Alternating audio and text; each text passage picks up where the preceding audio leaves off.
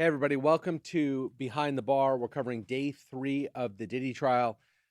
A lot's happening in court. The court has announced that they have whittled down the potential jury pool from 600 to 45 people, from which the eventual jury of 18 people will come.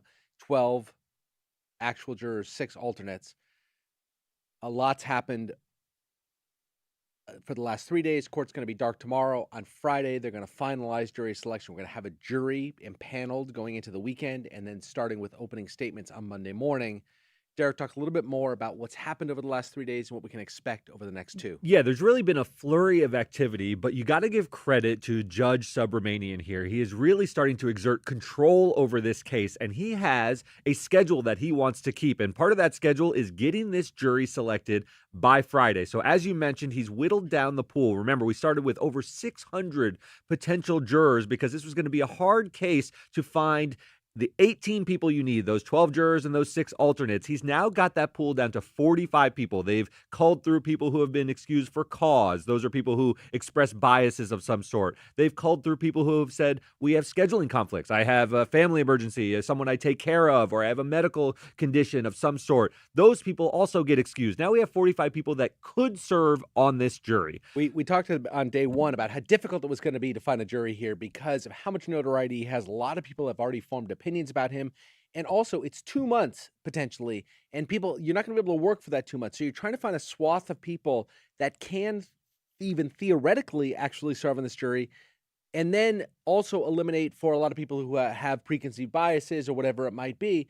So now we've identified 45 people who could serve. That's If right. selected, could serve. And that's no small feat. I'm impressed with this Right. judge, aren't Very you? impressed. To this point, he's a Incredible. 45-year-old Incredible. judge. He's a pretty young man, and he's got a very high-profile case. So that's a tall order. Now we've got the 45.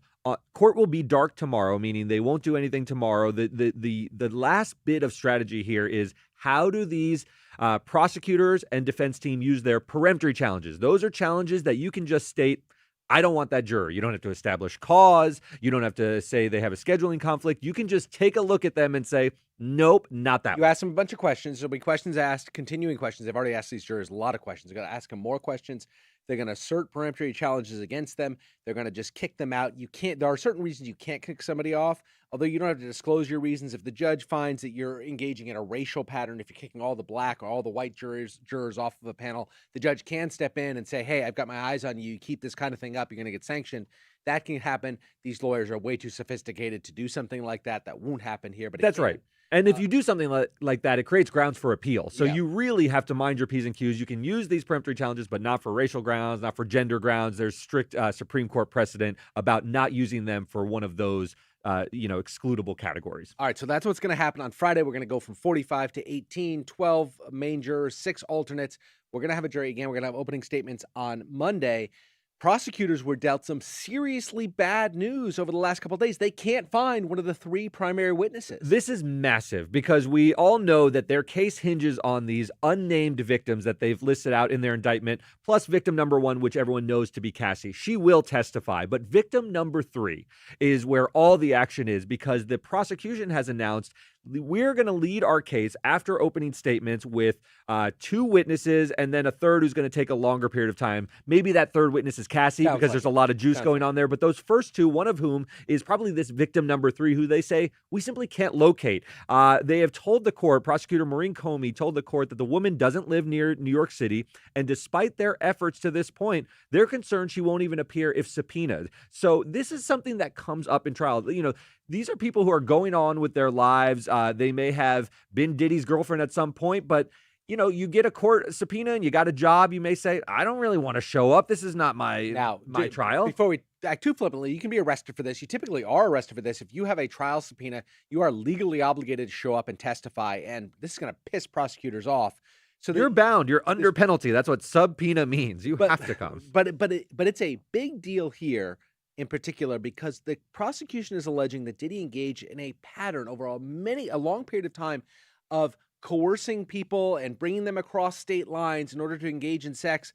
And if you have one fewer witness, they only have identified 3 victims.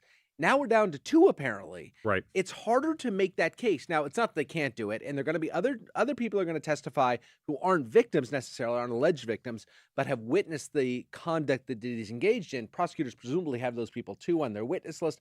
We're gonna find out as the case goes on. Let me ask you why, not to engage in too much speculation as to why this person doesn't want to show up, but what are some possible reasons that people who have cooperated with the federal authorities, the reason they have her in their indictment is they thought that she would cooperate and help them build their And the case reason against they Diddy. thought that is because she told them she had helpful information. And actually, they would have asked her a million questions. She would have stood up under this woman had something to testify that was going to help prosecutors' case. And They now knew something's that. changed, and maybe she's become less cooperative. So people's minds start to race. Diddy has been accused of sort of meddling Witness and maybe tampering, witness yep. tampering and things of that nature. We obviously know nothing. There's no evidence to suggest that he has tampered in any way, but people's minds start to go to those places when all of a sudden a key witness to the prosecution's case can't be found. Yeah, I mean, we're just speculating here, but it could be something as simple as the person that wants to make a name for herself and we know they're women. That's one thing we know in the record industry, in the music industry.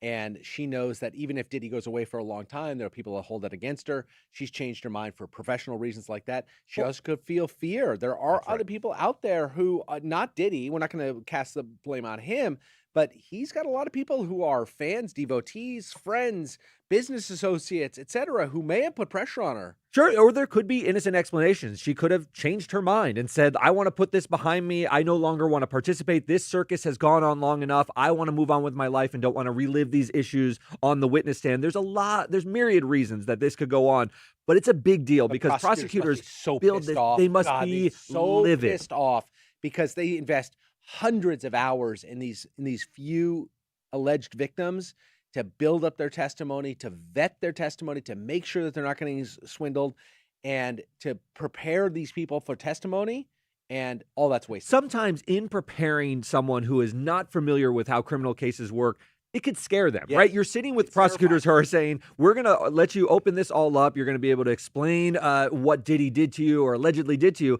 But then cross is We're going to do happen. a mock cross-examination, Yes. and that can be terrifying for a witness. You can get very, very scared. These are top flight lawyers on the defense team, and it's entirely possible that she thought, I don't want to face Now, that. Diddy's team has not, the prosecution has not ruled out that their continuing efforts to find this person may bear fruit. So they may, in fact, be able to save this. But as of right now, they do not have this person for Monday morning. That's right. And the judge said the show must go on. Right. We are in trial now. I have sat and impaneled a jury at that point. Once that they're sitting there, you got to go on with the show, whether you have your witness or not. I just said something that was wrong. I said the prepared to go on Monday morning.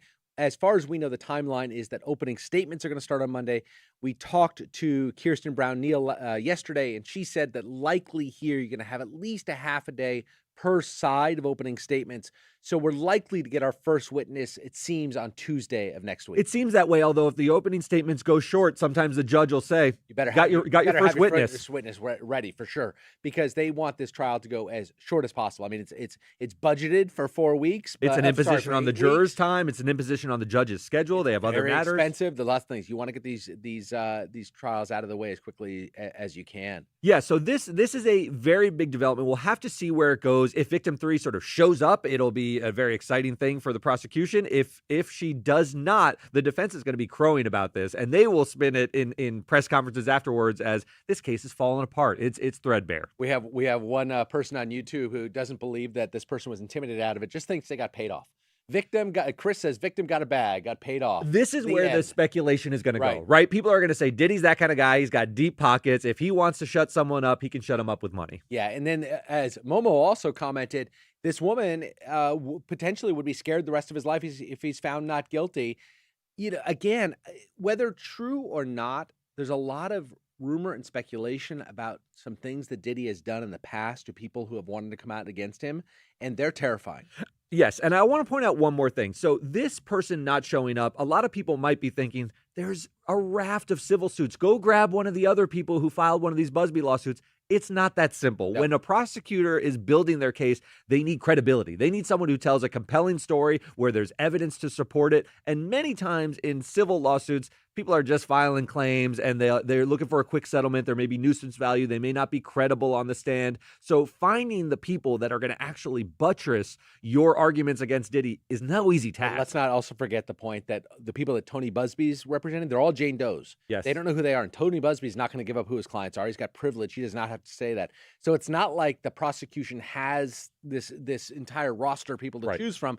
Not only that, the women may not want to come forward and testify in the criminal trial. Why? Because then they're going to have to get cross-examined by Diddy's witnesses. Instead, let's let Diddy be found guilty, and then all of this money and these houses and everything, that'll be ours for the taking at that point. We can go for civil trials at that point. We don't want to sort of, get nailed on cross-examination at this point. You're 100% right. It's a misconception to think that they have an embarrassment of riches. It took them this long to cobble together the witnesses that they do have. Remember, when this first indictment came out, it only had Cassie. Yeah. And it had victim one. They've slowly been able to add these other witnesses, but if it starts falling apart, he's going to have a really good chance of beating this. My final point, Cassie's testimony could, in a nutshell, just nutshell it up for him, and he may have no chance after it's over. I think you're right. Everything hinges on how she presents to the jury and how they receive her and how she stands up on cross. Yeah. All right. Thanks very much, guys. We'll see you again tomorrow.